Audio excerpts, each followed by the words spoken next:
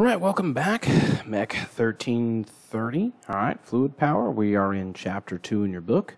We're going to go through basic principles of hydraulics. So you can take a look at all the different topics we're going to cover through here, but let's go ahead and dive right in.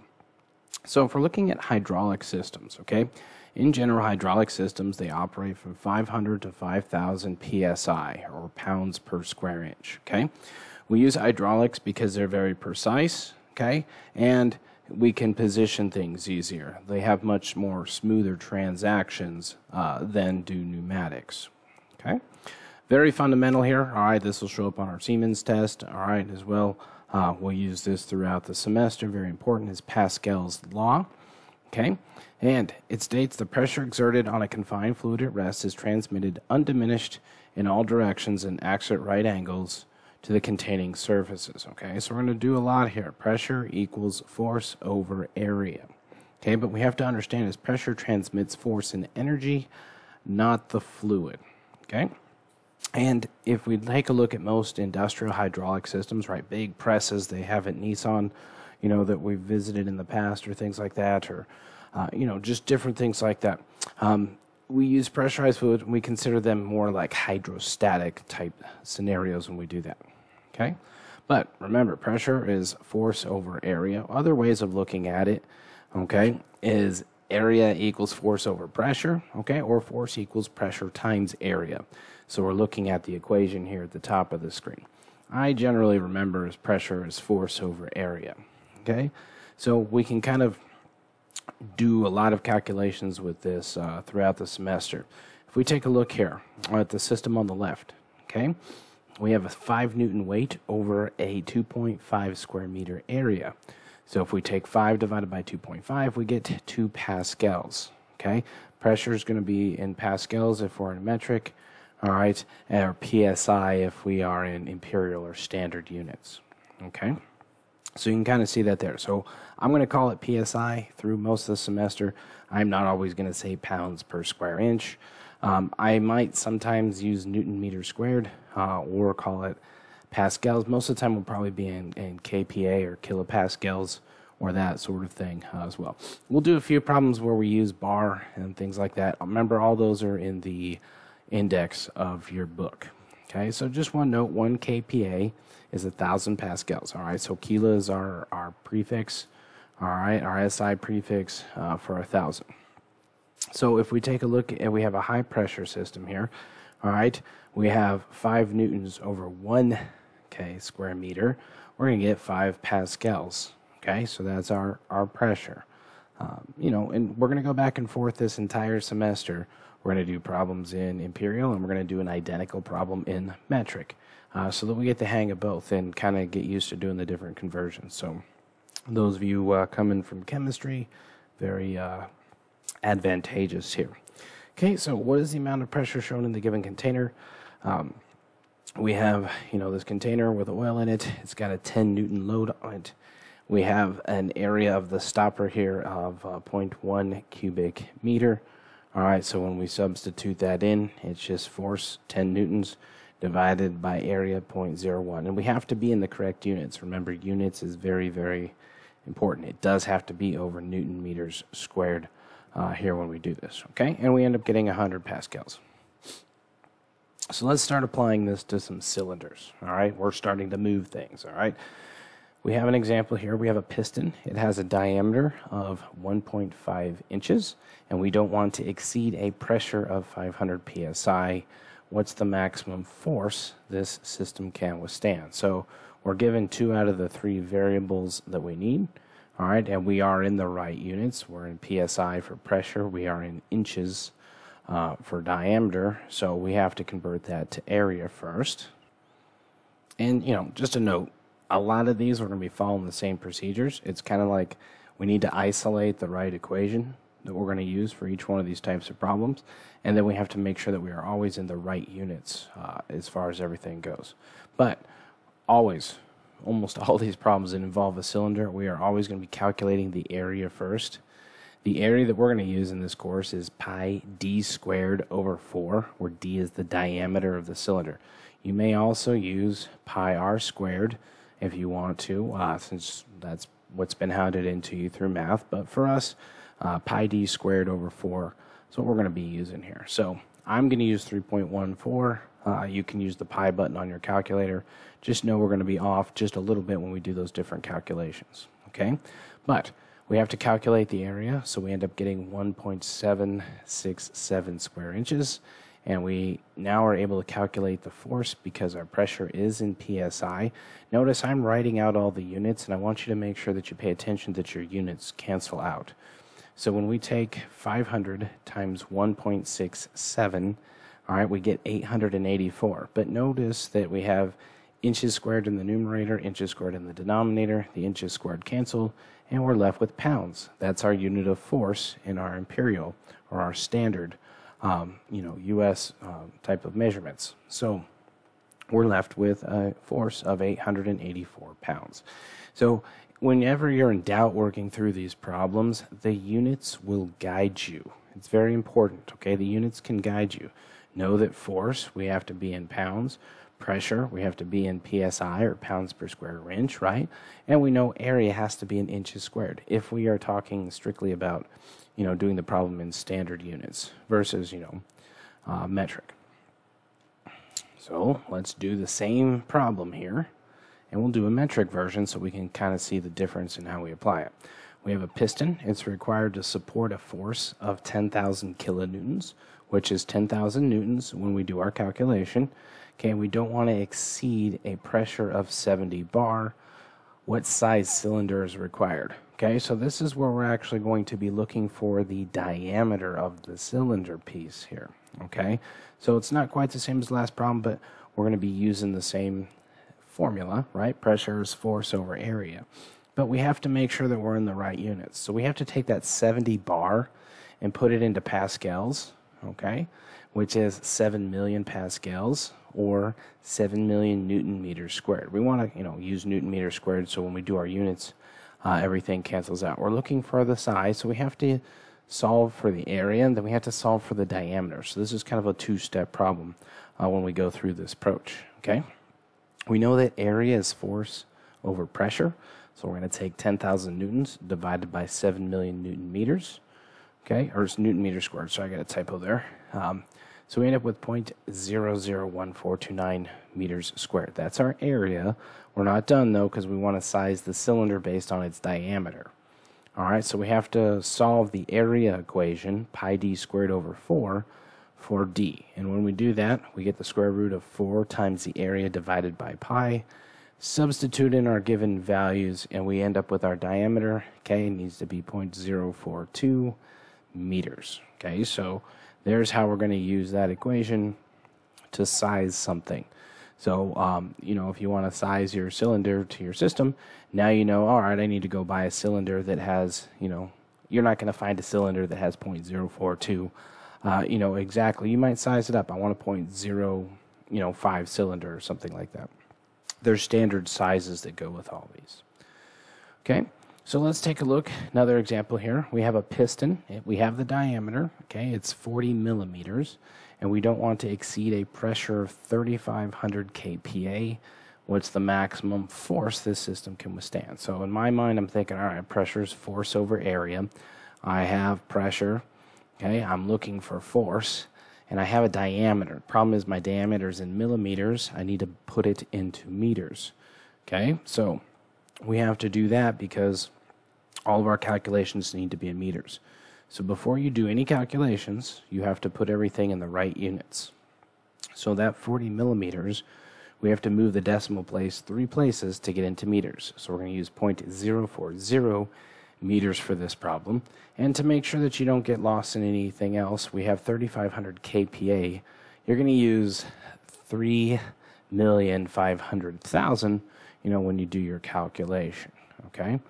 So make sure that, when we do this, it makes it very easy when we put everything in its base units, right? Newton over meter squared for our pressure. Area, right, has to be in meters, but we have to convert our millimeters to meters first, okay? And then we can do our calculation. So now that we're in the right units, we want to find force, right? Well, we know that pressure is force over area. So force ends up being pressure times area when we do this calculation here. So things work out when you write out units. All right, we have newtons over meter squared times meter squared. The meter squared will cancel, and we're left with newtons, which is the unit of force. And you're going to take, 3,500,000 times 0.001257, and we end up with roughly 4399 newtons. Okay, so we've just done an example problem for all three scenarios, whether we've wanted to size the piston, okay, whether we've wanted to find the pressure, or whether we've wanted to find the area, right? It's just three variable manipulation: force, pressure, area, making sure that we are in the right units with everything. Okay, we want to talk a little bit about work. Work equals force times distance. You probably talked about this in physics class. All right, if you haven't had physics yet, that is fine. This will make physics go a lot easier. All right, so we have a closed system here. So in this scenario, okay, our fluid's going to remain constant. Whatever amount of fluid flows out of the input piston must flow into the output piston. Okay, it's kind of like a give and take seesaw type system here. We're using one to drive the other. Okay, so we have two different forces now. We have an input force and we have an output force, which means we have an input area and an output area. Okay, so what we can really see this as is force out divided by force in equals area out over area in. But if we want to find for the output force, okay, we're manipulating that equation, so we end up getting the output area divided by the input area times the input force. Okay, those little subscripts of in and out mean something when we go through this. And then we have to make sure that we're in the right units, okay? Looking that our area is in inches squared, okay? That's good. We don't have to do a lot of different calculations when we do that. Now, if we want to find the distance in, it's going to be area out divided by area in times distance out. If we want to find the speed or the velocity, right? The input velocity is area out over area in times velocity out. And we're going to use these three different equations when we do this, okay? So just get used to understanding. If you know one, you kind of know the others as we go through them. Let's do an example here. All right, we have an input cylinder with a diameter of 1 inch and an output cylinder with a diameter of 2.5 inches. Now, in my mind, as I'm reading through this, I know, all right, I know I'm going to have to find the area, so I need, pi d squared over 4. Then we have a force of 250 pounds is applied to the input cylinder. We want to find the output force. Okay, how far would we need to move the input cylinder to move the output cylinder 1 inch? So we got a two-part problem here. Okay, so if I look back at this, all right, we're going to take a look at the force and then the distance one. So this is the previous slide when we step through these. Okay, so I'm going to relate those equations as we go through here. But the most important part, right, we have to find the area, okay, for each piston, the input piston and the output piston. We have to find the area. Okay, so that's still just pi d squared over 4, and we're using the input is 1 inch and the output is 2.5 inches. Okay, then we have to find the output force. That's the equation on the previous slide that I gave you. Okay, it's the output area divided by the input area times the input force. So our output force is 1563 pounds. Right, once again checking units. Inches squared over inches squared cancels, and I'm left with pounds, so I know I did the equation, or at least the setup, correctly. Now we want to find the distance that it moves. So we're going to use one of the other equations on the previous slide. All right, the one where we have the input distance is area out divided by area in times distance out. So we want to know how far we have to move that input piston, to move that output piston 1 inch. All right, because, that's important when we want to press something, or we know, we're coming down to press something and we only need it to move, to very touch the top of something. We don't want to drive through it more than we need to, but we want to be able to touch it. So we have to know how far we have to move this piece to move this piece, sort of scenario. Okay, so we take our areas of 4.909 divided by 0.7854 times 1 inch, how far we're moving it, and that equals 6.25 inches. So we have to move the input cylinder 6.25 inches, or 6 1/4 inches, to move that output cylinder 1 inch up. Okay, So just important when we do those kind of calculations. And remember, this is because, we're talking about we're in a closed system here. That fluid has no way to escape. It's going to go back and forth between the two pistons when we do this. All right, so let's get into some basic properties of hydraulic fluids themselves, okay? And you've done this in chemistry. You'll do it in physics again if you haven't already, and all those different things. Probably even in some math classes. All right, but we need to know the mass. That's how much matter an object contains. Okay, so we use slugs and kilograms. Slugs, that's our imperial units. All right, kilograms, that's our metric. We talk about the weight of something. That's to measure how much force an object's mass creates due to gravity.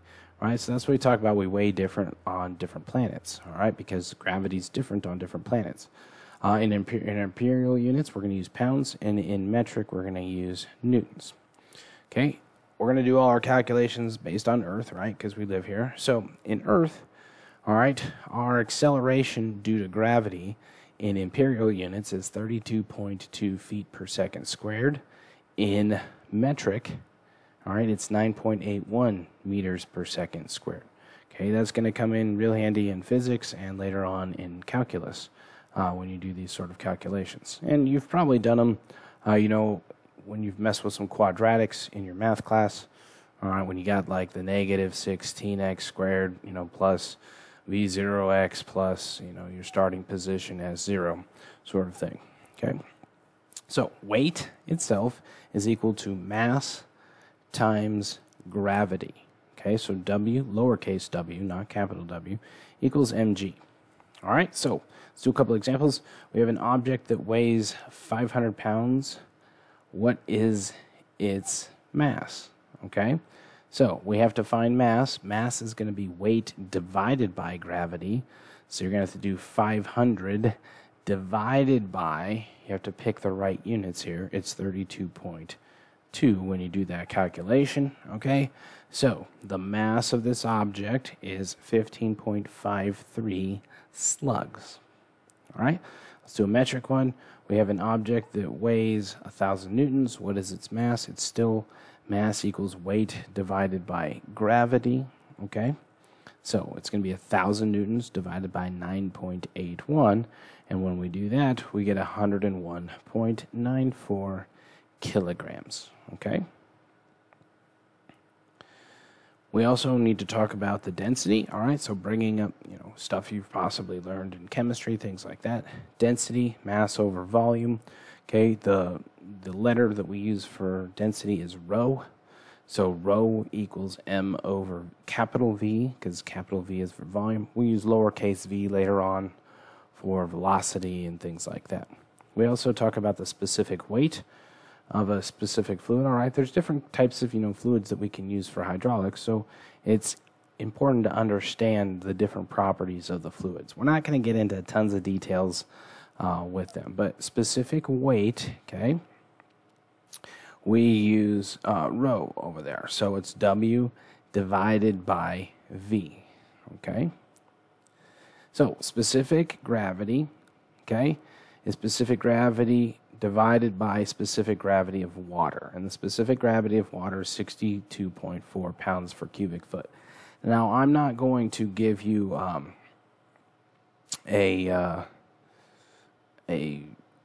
problem without giving you the specific weight of water or the specific weight of oil with it. Also, I think I said that was rho. That is not rho, that is gamma. So gamma equals weight over volume. So specific weight, we use gamma when we do these calculations. All right, so when we have something like specific gravity, it doesn't have any units associated with it, okay? So you'll end up with, no unit associated whatsoever. Now, two things that I'll give you if I give it to you on a test. The specific weight of petroleum, okay, is 56 pounds per cubic foot, or 8,800 newtons per cubic meter. All right, so I will give you those. I don't expect you to memorize those. When I give you a test, I'll give you that to you on the problem. All right, so let's calculate the specific gravity of oil. When we do this, specific gravity of oil with respect to water, it's going to be 56 pounds per cubic foot divided by 62.4 pounds per cubic foot. So remember, there's no units. We get 0.9. Okay, that's the specific gravity of oil. Another thing we talk about, we also talk about this in the mechanical class, all right, is viscosity. That's the measure of a fluid's thickness or resistance to flow, all right? So, think of different things like water versus honey versus petroleum jelly, versus gasoline versus the oil in your car. All those different things have, a different thickness. Some things are semi-solid, some are liquid, different things like this. So we can calculate what we call the dynamic viscosity. That's mu. Okay, it's going to be force times thickness divided by velocity times area. I'm not going to give you 1,000 problems like this on the test, but you do need to know one or two. So make sure that you have these equations down on a sheet of paper so that you can use them. All right, so let's talk about this. The top plate shown has a wetted area of 0.5 square feet and is moving at a velocity of 10 feet per second. The force required to maintain this speed is found to be 5 pounds. The fluid film thickness is 0.05 inches. What's the viscosity of the fluid? So when we talk about the film thickness, right, that's how thick when we talk about in mechanical class. What we're talking about, like between two gears, right? If we have a gearbox and it's sitting in oil or things like that, the amount of lubrication that we apply between the two metal surfaces, that's really what we're talking about is, the wetted area so that the two metal pieces cannot physically touch each other. So we have that small amount of lubrication. Okay, so we're going to use the equation, mu equals F times Y over V times A. So when we substitute everything in, all right, you're going to get 5. Okay, we have to take 0.05 inches, convert it to feet for this calculation. So we're going to be using 0.00417 feet. All right, so if we take 5 pounds divided by 10 feet, when we do this, all right, we get 0.00417 pounds per foot squared when we do this, okay?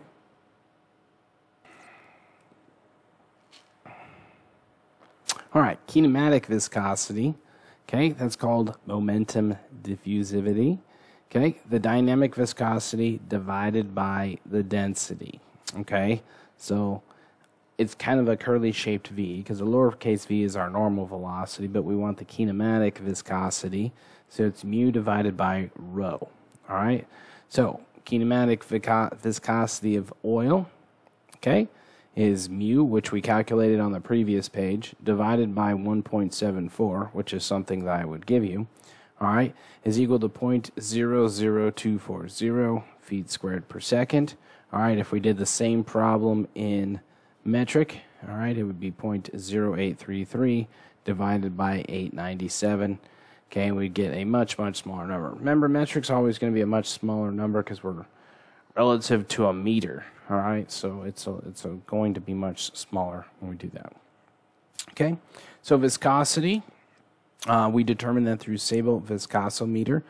Showed you that in the mechanical class, or if you haven't taken mechanical yet, you'll see that in the mechanical class. It measures the time for a 60 milliliter sample of oil to drain through a standard orifice. Remember, an orifice is just a hole.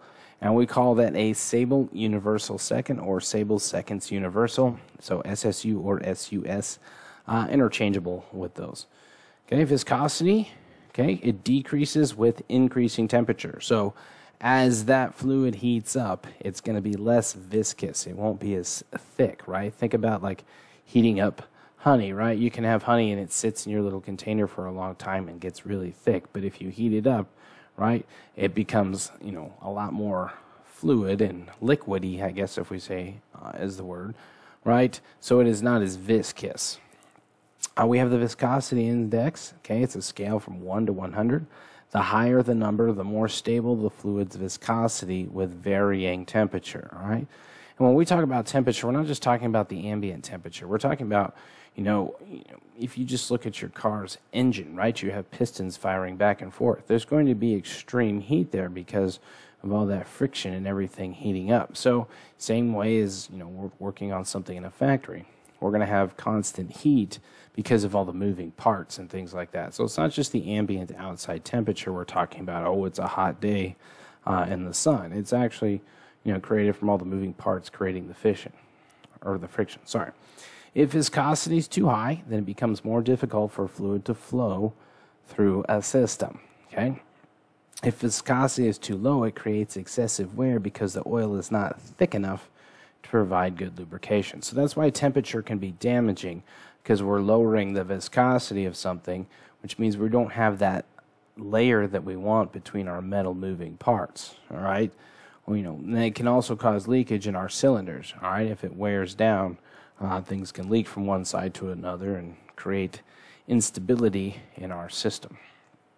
All right, so each, kind of fluid that we're going to talk about has a bulk modulus. A bulk modulus, that's the measure of its stiffness or incompressibility.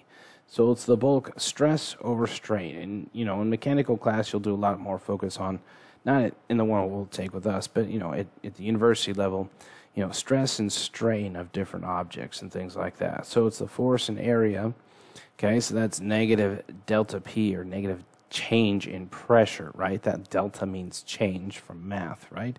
And we have delta V over V, so the change in volume, okay?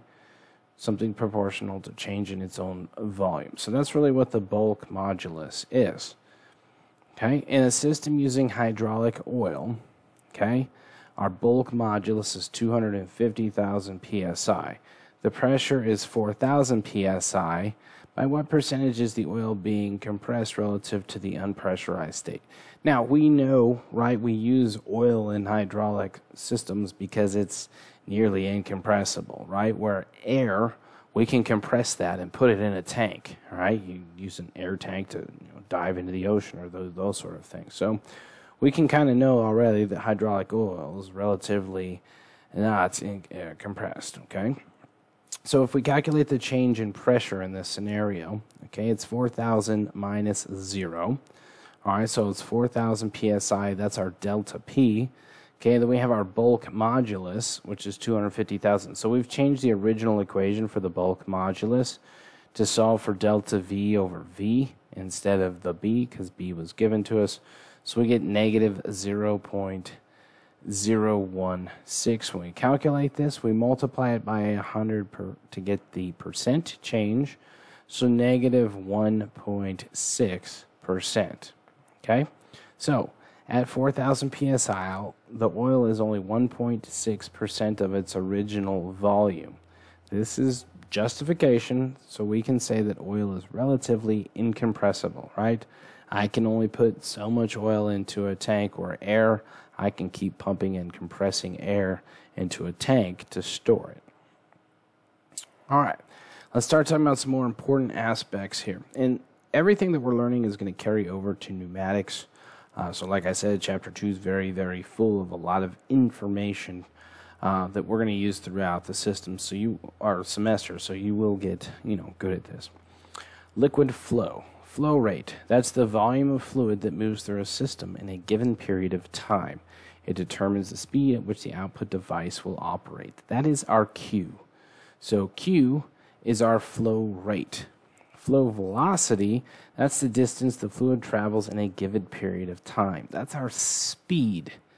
Okay, so flow rate is volume over time. Okay, flow velocity is like distance over time, or our speed of how everything going. So we use the lowercase v for that. So flow rate is going to be V times A. And you can take a look at the units there for what each one of these are going to be, whether they are in imperial or metric units. Okay, so let's do an example here. We have a fluid flowing at a velocity of 500 inches per minute through a conduit with an inner diameter of 3 inches. Determine the flow rate. Okay, so we're solving for Q in this case. We have the velocity and we have a diameter. So we have to use that diameter to calculate the area that we need. So first step, find the area, pi d squared over 4. Once we've found the area, it's 7.07 in this case, inches squared, we can find the flow rate by taking velocity times area. So it's 500 times 7.07, which yields 3534. Notice we have inches times inches squared, so we get inches cubed divided by minutes. Okay, so that's important because we're talking about a volume. All right, flow velocity is volume, so remember volume is anything cubed, right? Meters cubed, inches cubed, feet cubed. Volume always has to do with units cubed when we do this problem, okay? But that's not how we're going to relate this. We are going to have flow, but we're going to relate it to, in imperial units, we're going to talk about gallons per minute, and in metric, we will do liters per minute. So, in order to convert to gallons per minute, so we have our flow rate of 3,534 inches cubed per minute. This number you need to memorize. 1 gallon, there's 231 cubic inches. So we have to multiply, okay, and you always have to know that we have to have inches cubed cancel. So that's why the 231 is in the denominator. All right, so inches cubed will cancel, so we get gallons per minute. So if we take 3534 divided by 231, you'll end up with 15.3 gallons per minute. Okay? So, multi-step problem on this one. And like I said, guys, if you need to pause this, rewind it, take a look at it and things like that. The book that we're using, at least at this time, is very good at going through step by step all the examples. All right? So, let's kind of, work with a metric example here. A fluid flows at a velocity of 50 meters per minute through an conduit with an inner diameter of 20 millimeters. Determine the flow rate. So we're still, using Q, all right, equals V times A. However, we have to do some different changes. We have our velocity, okay, but our inner diameter is in millimeters, so we have to convert that to meters first by moving the decimal 3 places, and to find our area. Okay, so notice 20 millimeters is equal to 0.020 meters. So please, please, please note, always convert to meters first before you calculate area. So now that we've calculated our area, we can calculate the flow rate because our velocity was given to us in the correct units of meters per minute. So now I can take 50 times 0.000314, all right, and we get 0.0157. That's our flow rate. That's cubic meters per minute, but that's not our answer. All right, we have to end up in liters per minute. So we have to know another number that you need to memorize in order to convert to liters per minute is that there is 1,000 liters in 1 cubic meter. So we have to make sure that cubic meters goes in the denominator so that meters cancel and we're left with liters per minute. So if we take 1,000 times 0.0157, we're really just moving the decimal 3 places, and we get 15.71 liters per minute. All right. So now we've done an example of an imperial one and a metric one. Okay, so now let's kind of work the other way. Now I give you the flow rate in liters per minute, okay, and I want you to find the velocity. Okay, so we're working a little bit backwards here. We have a fluid with a flow rate of 20 liters per minute. It's going through a conduit with an inner diameter of 30 millimeters. Determine the flow velocity in meters per second. A couple different conversions here. All right, we got to take that liters per minute, all right, and we've got to get it into cubic meters per minute. And we have to take that 30 millimeters and convert that to meters as well in order to calculate our area, okay? So that's usually the first piece. So let's take that 30 millimeters, make it 0.030 meters, and calculate our area, okay? Now we're going the other way. We got to take that 20 liters per minute, convert it to meters cubed per minute, and that number I told you to memorize before. All right, there's 1,000 liters in 1 cubic meter, but now we've got to make sure that liters are canceling, so the 1,000 has to be in the denominator. This is where your chemistry skills kind of need to come in and be able to write out units and cancel out units. So we have to make sure that we are at meters cubed per minute for our calculation. So when we do that, we get 0.02, right? 20 divided by 1,000 is 0.02. Now, all right, we know that flow rate, Q, equals V times A. But now we're solving for V, right, the velocity. So we have to know that the velocity is the flow rate divided by the area. All right, so velocity is q divided by a. So we're going to take 0.2 divided by 0.000707, and we get 28.9 meters per minute.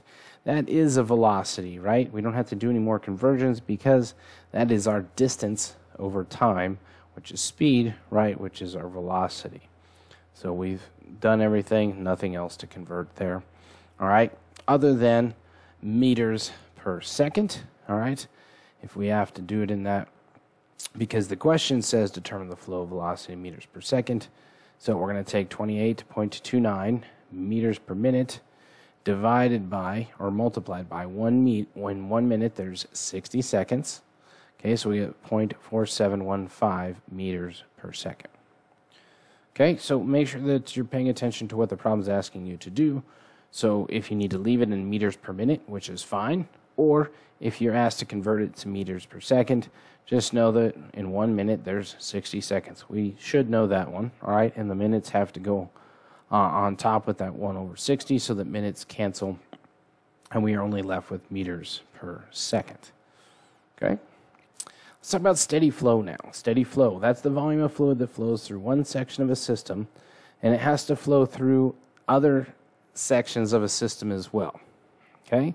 So if we have a pump that's producing at a constant flow rate, we want to assume the fluid's incompressible, but we want the same flow rate whether the pipe becomes larger or smaller. So we're going to use what we call the continuity equation. Okay? A couple different aspects of the continuity equation. So we have Q1 equals Q2. What does that mean? Flow in has to equal flow out. That's the idea behind a steady flow rate. Okay, so we'll have a reduction in the area there. Notice we're going from a larger pipe to a smaller pipe, but our flow rate needs to remain the same.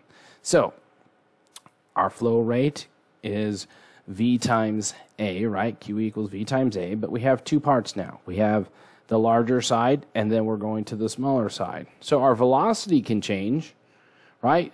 So what's going to have to happen is, you know, if velocity is going to have to go up or down on our input or output, right? Because if our area is going up, we have to make sure, you know, what we put in is what we're getting out.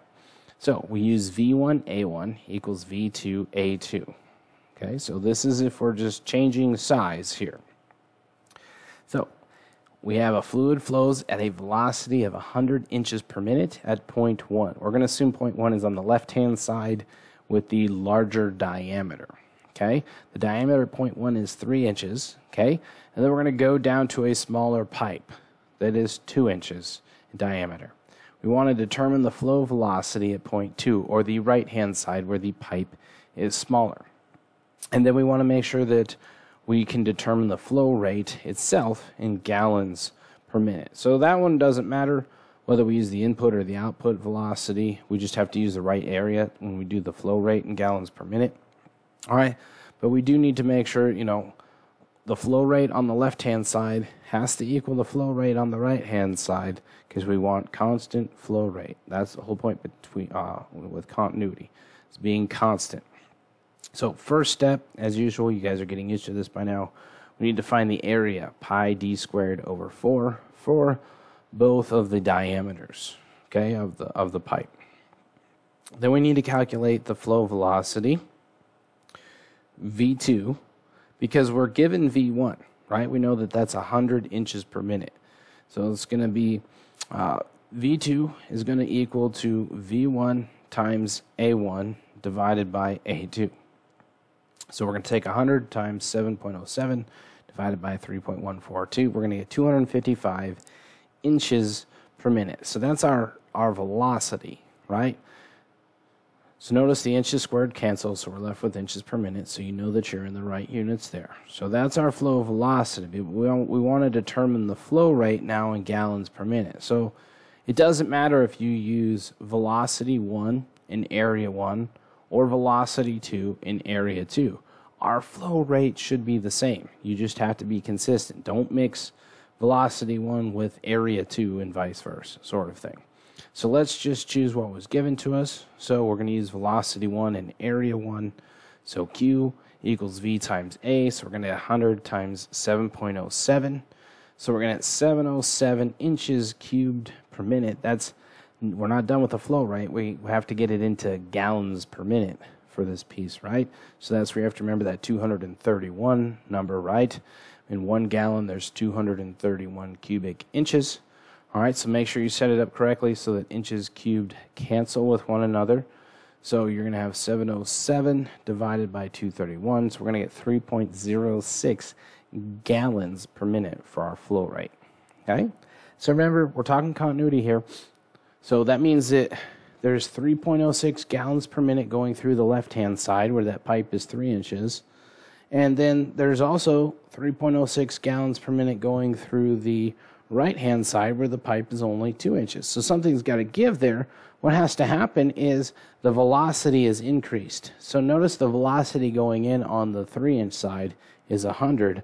The velocity on the 2-inch side is 225. So we've had to increase the velocity from 100 to 225 when we've gone down in size in order to make sure that our flow rate remains the same. This is very important just for like delivering water to neighborhoods and things like that, right?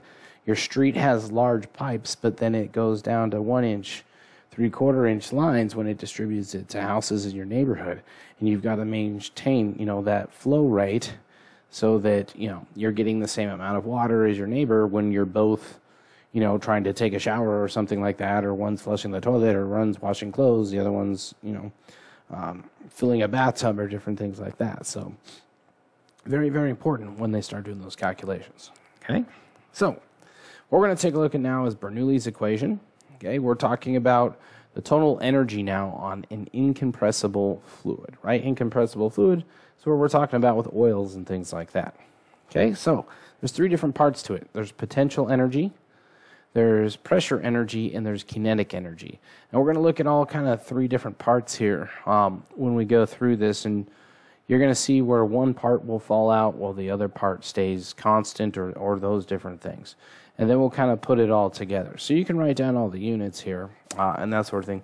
One thing I want to note on gravity there is 384 inches per second squared. We've only done feet per second squared and meters per second squared, but notice if you need to use inches per second squared, it's 386.4. So make sure that you have that one in your notes. Now, you don't have to write this whole equation out for Bernoulli's because different parts are going to fall out. It depends on the different things that we're talking about, whether we're changing heights or sizes of the pipes and different things like that. Okay? So, but when we talk about everything, we're going to talk about, inputs and outputs, what's happening on one side and how it relates to the other side of the system. So each system is going to have a potential energy, a pressure energy, and a kinetic energy. All right, that's our input. And then our output's going to have a potential energy, a pressure energy, and a kinetic energy based on different things. Okay, so we really have H1 plus,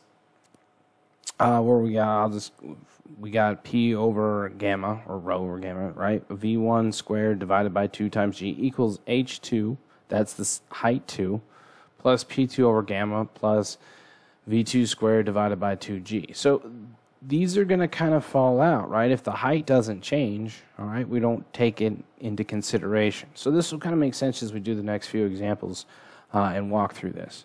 So we have a fluid, all right, specific is our gamma here. So we have 0.0324 pounds per inches cubed. That flows at a constant rate of 150 cubic inches per second. The areas at point 1 and 2 are equal. So that's important, okay? The areas are equal. The pipe diameter is not changing. So that means parts of Bernoulli's equation that we don't have to use because they'll just cancel each other's out. The important one on this one is the change in height, okay? The pressure at point 1 is 100 psi, and the height is 200 inches. Determine the pressure at point 2. So what we're doing in this problem, if we step back a slide, okay, notice how we have H1 plus P1 over gamma plus V1 squared divided by 2G.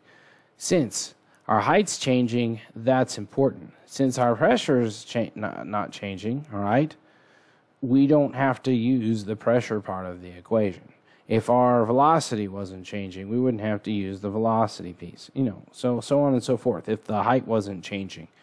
Okay, so it's important that we understand this. So if we take a look at the entirety of the equation here, okay, since the two areas are equal, okay, the flow rate is constant, right? There's no change in velocity there, right? The flow rate's constant. The area doesn't change. Like, remember the last problem we did where we went from 3 inches to 2 inches? For the flow rate to remain constant, the velocity had to increase. But since the diameters are the same on both sides, there's no change in velocity. So we can drop off the velocity part of this equation. So v1 squared divided by 2g can go away, and v2 squared divided by 2g can go away.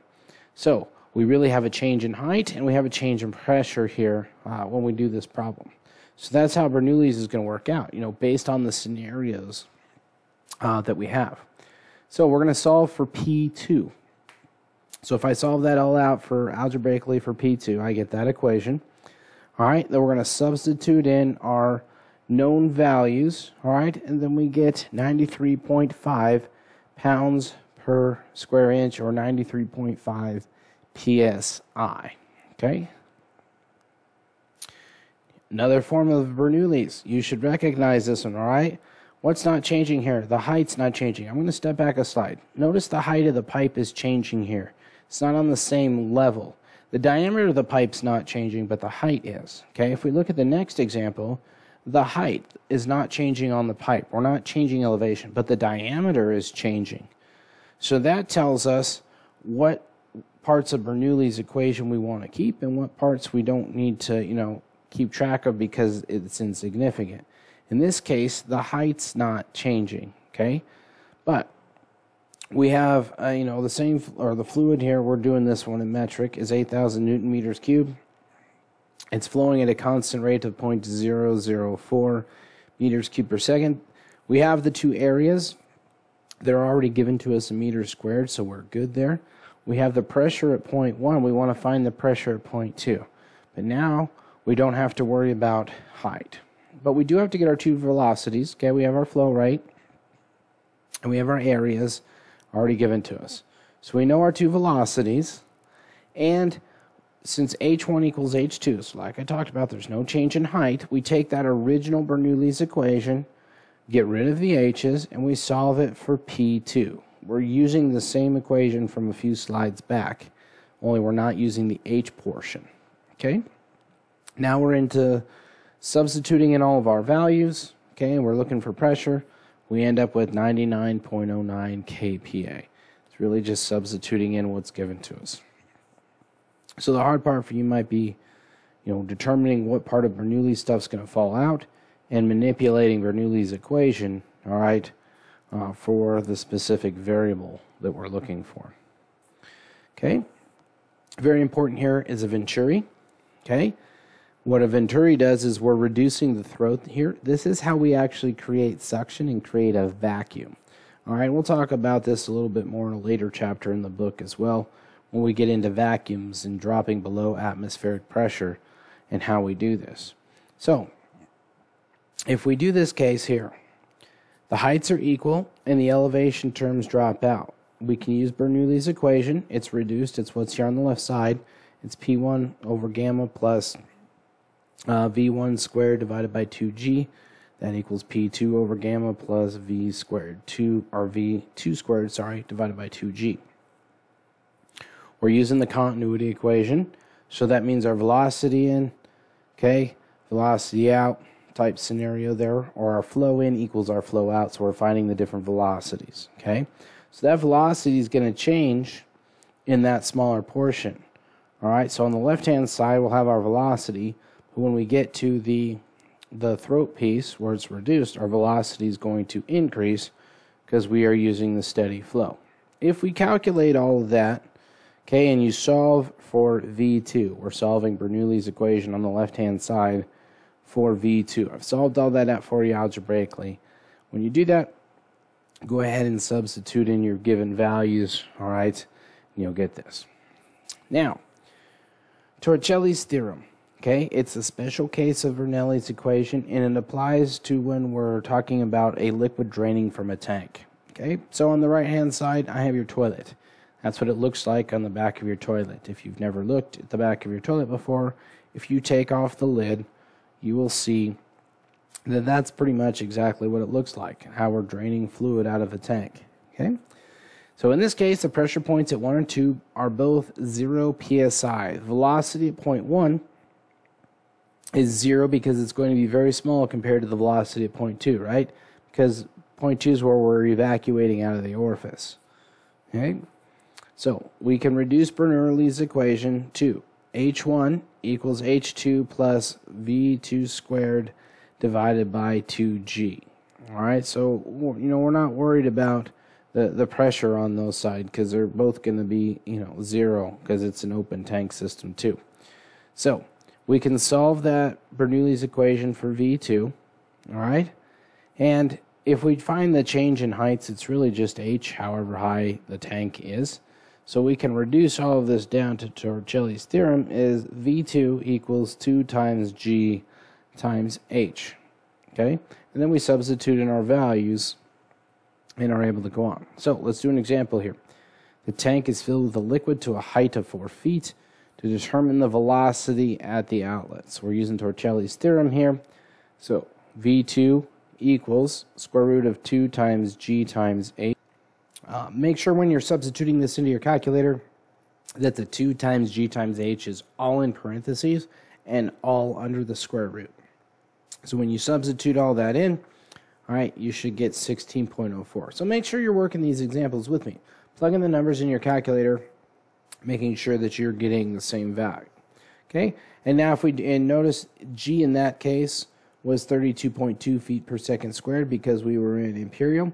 The bottom one is the same thing, only using metric example. And in this case, our height is 2 meters. So what tells us that? Since our height's in meters, we can't use 32.2 feet per second. We have to use 9.81 meters per second squared. All right, and do the same calculation. So just make sure when you're doing these that you understand if you're in imperial units or if you're in metric units, because you have to use the right unit of gravity based on what you're working the problem in. All right. Now this one, I know that this is the online lecture, but in class, I will show you this as, you look at your faucet at your house, and you're able to do this. All right, we talk about laminar and turbulent flow. So laminar is a very, very nice flow in a system, okay? Very uniform, okay? It's very nice, it's very smooth, it's not chaotic, all right? That's how you want everything to stay in your hydraulic system. You want laminar flow. Turbulent flow can cause damage to all your parts and everything that's inside. It's very chaotic manner. So what I want you to think about it, it's your house, all right? If you go turn on your faucet and you just turn it on slowly, okay, you'll see nice water flowing in a nice uniform manner, all right? Nothing, no air bubbles or anything. But then you turn your faucet on all the way, all right? You're trying to give it as much flow as you possibly can. All of a sudden your faucet outputs turns white, right? There's a lot of air in the system and things like that. That's what turbulent flow is. And all of that stuff in the system creates damage. It's like small, little earthquakes on everything, those popping air bubbles and things like that. But we can determine if something has laminar or turbulent flow in it. You want to make sure you correct a system if you have turbulent flow inside of it versus laminar flow. So we can use what we call a Reynolds number to predict this.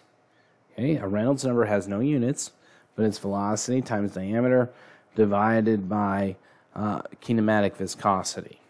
Okay, so when we do that, all right, we'll do a couple different. But there's a picture for you of your faucet, and you can try that if you're watching this at home and things like that.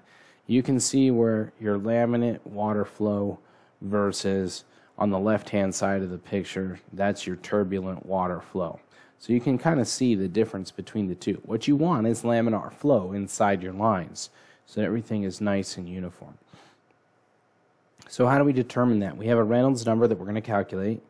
If it's less than 2,000, it's laminar. If it's greater than 4,000, it's turbulent. And if it's between 2,000 and 4,000, we call it transitional. It's not full-on turbulent. It's not full-on laminar.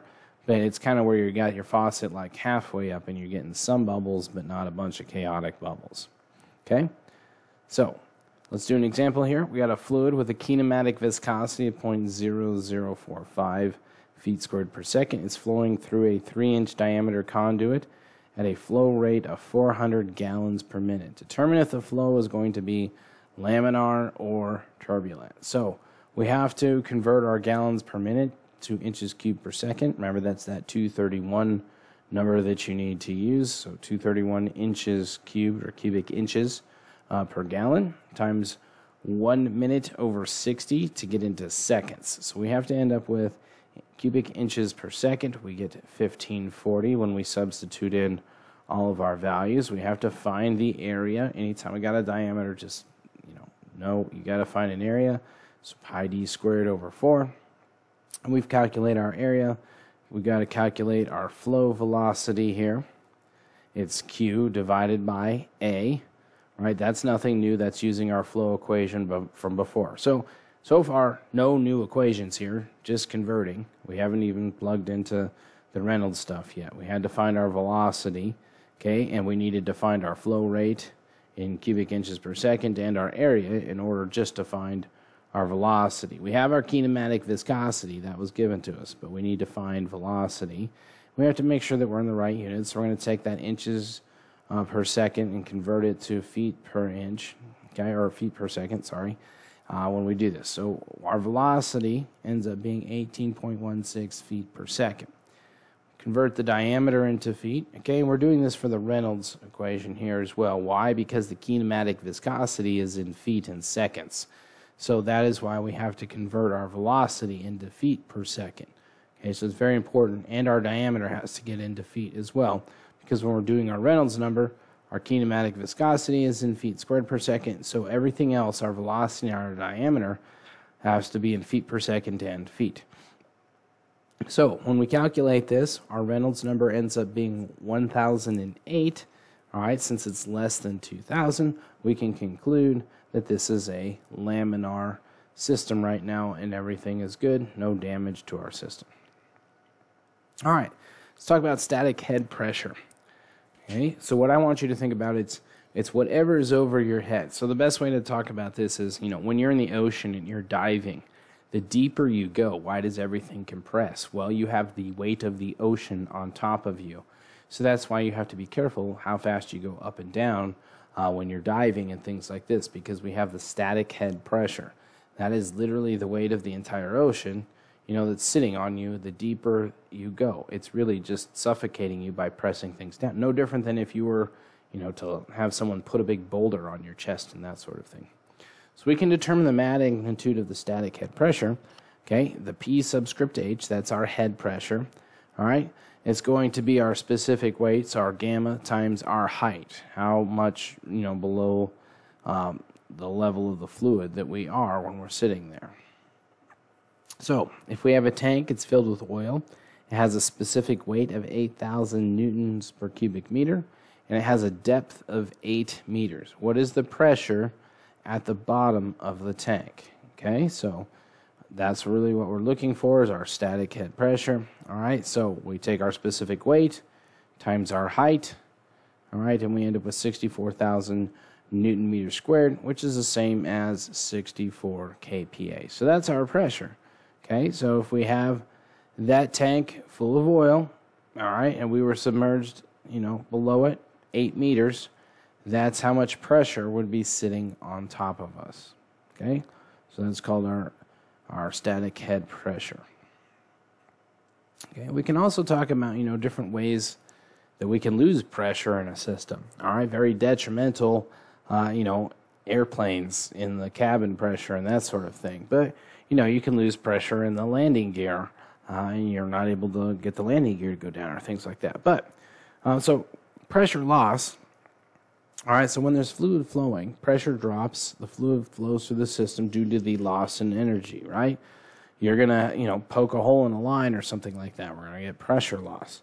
So when flow stops, pressure, equalizes back out again. So you plug the hole, All right, but it's like, one of those things. You're losing energy in the system. You have a leaky, garden hose or that sort of thing. But that lost energy gets transformed into other things. So heat, or it might raise the temperature of the fluid or things like that.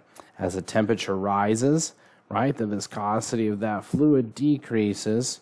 All right, so like in a cylinder or something like that, if we have less viscosity, that means our metal parts are going to start to touch and rub against one another, creating friction. All right, our lubrication weakens, and we get wear and tear on all of our components. So it's very, very important, all right, that we understand, why we pay attention to different things like pressure loss and that sort of thing. So just a quick power review. We did some of this in the mechanical class, but sometimes, we're not taking these. Not everybody always takes these classes in the right order, and that's fine.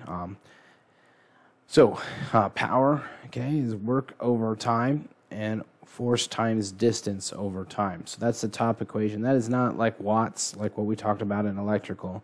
That's work in this case. Velocity is distance over time, okay? Pressure is also force times velocity there. So what we need to pay attention to is 1 horsepower. Okay, and this will be important when we start talking about pumps and things like that, and hydraulic motors and things like that in other chapters ahead. But just a brief review here. We got 1 horsepower. It's 550 foot-pounds per second. Okay, horsepower can also be force times velocity over 550.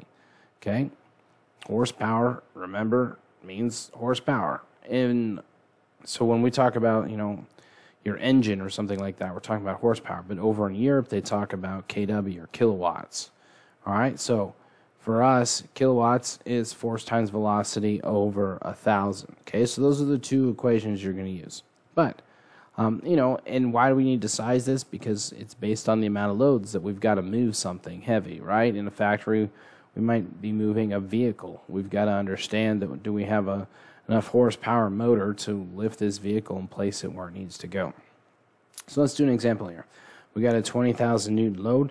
It's got to be moved at a velocity of 2 meters per second.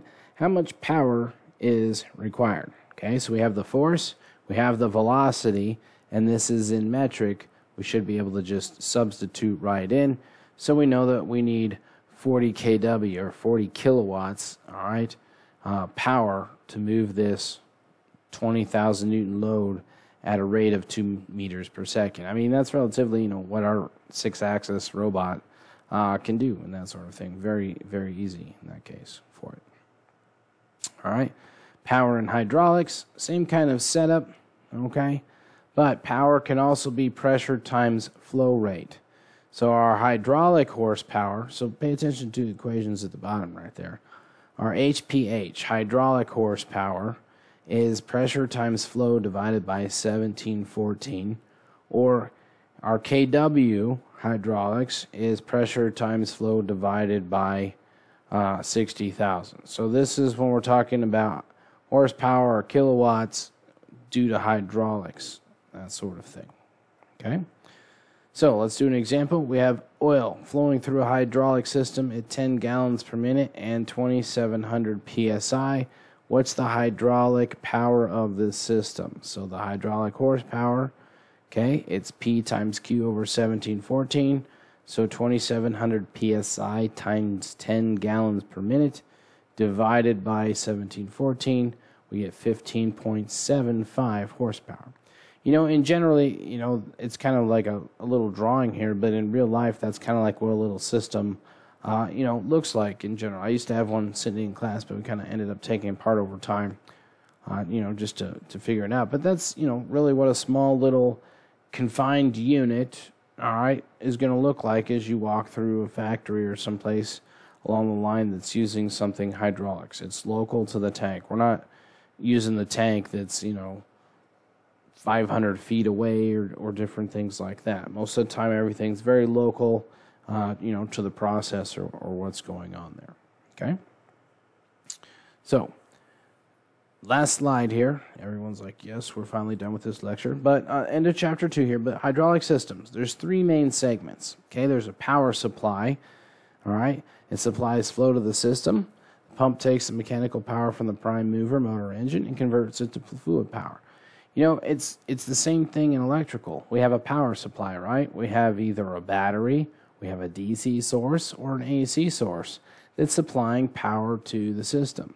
Okay, even in a mechanical system, okay, the motor or the engine is going to supply power to the system to make all the mechanical components move. So, you know, this is how it, regardless of the class, whether we're in electrical, mechanical, or fluid power, different things like that, the main concepts are the same. Everything needs some sort of power supply. We also need control. All right, controls the direction of the fluid with valves, allowing a cylinder to extend or retract. Okay, so for us, it's a later chapter we're going to talk about where we have units like directional control valves or check valves or different other kinds of valves where we use to control things through the system. Okay, you know, electronic circuits, we can do the same thing. We have resistors, okay, or we have switches or different things like that that control where the flow of electricity goes or how much electricity goes there. All right, so, you know, different things like that. You know, we have different pieces to control stuff mechanically, whether we engage or disengage with a clutch, you know, or different things along those lines. And then, you know, another segment is an output. That's the output force. It's controlled by the pressure of the fluid. What are we outputting that to? Is it a pump? Are we extending or retracting a cylinder or things like that? You know, an electrical system, are we turning on a controller? Are we opening and closing a relay? Are we turning on an LED? You know, different things like that. In, you know, mechanical, are we making gears rotate? Or is it a belt drive or a chain drive or different things like that? So that's how we can relate hydraulic systems to an electrical system or to a mechanical system or different things like that. But, and I know some of you guys haven't had that class, but I want you to think about that, you know, through all the classes and how everything relates. Okay, now, chapter 2, man, that's the meat and potatoes of this class right now. The other ones, we break it down and get a little bit more specific. So I know this one's relatively lengthy.